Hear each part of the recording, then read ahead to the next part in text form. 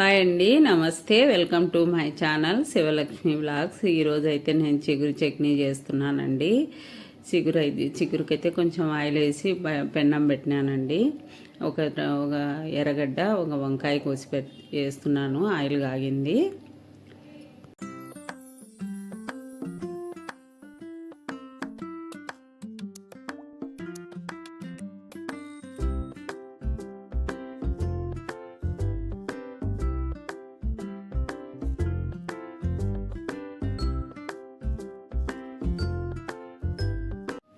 ఇంకా వంకాయ ఎర్రగడ్డ అయితే వేసినానండి. సిగురు అయితే కడిగి పెట్టుకుంటున్నాను. ఈ సిగురు అండి 30 రూపీస్ది, 30 రూపాయలది. ఈ సిగురు కొంచెం కూడా పెట్టరు.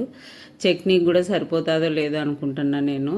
ఇంకా వంకాయలు ఎర్రగడ్డ వేసుకున్నాను, దాని మీద ఇది చిగురు పెట్టుకుంటున్నాను.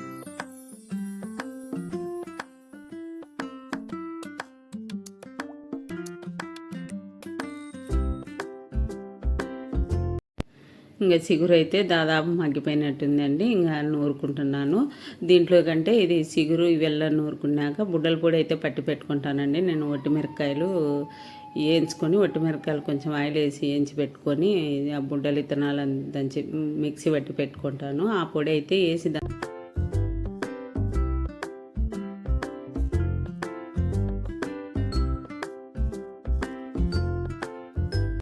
ఇంకా చిగురు అయితే మెదిగిందండి. బుడ్డల పొడి అయితే వేస్తున్నాను, కారం పొడి.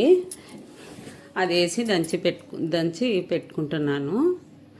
ఇది వేస్తే బాగుంటుందండి. వట్టి కారం కన్నా ఇది వేసుకుంటే బాగుంటుంది. దాంతో అయితే కొన్ని బుడ్డలు ఉంటాయి కదా అండి, బుడ్డల పొడి అయితే బాగుంటుంది.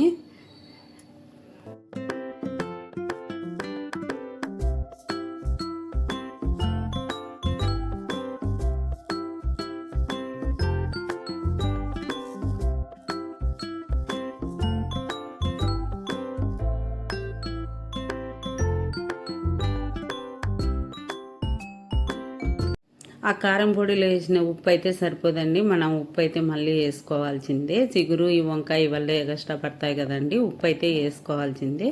నేనైతే ఉప్పు వేసి చూసి మళ్ళీ వేసుకున్నాను, తక్కువ వచ్చింది.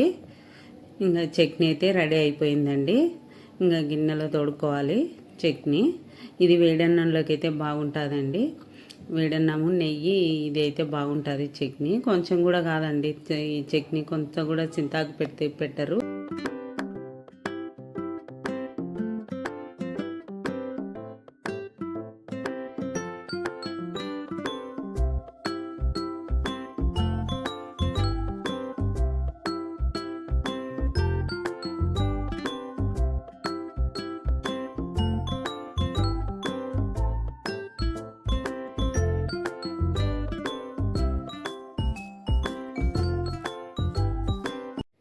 ఇంకా చట్నీ అయితే అయిపోయిందండి. అన్నం కూడా అయ్యింది. ఇంకా అన్నం చట్నీ పెడుతున్నాను పిల్లలకు, నెయ్యి వేసి కల్పిస్తున్నాను.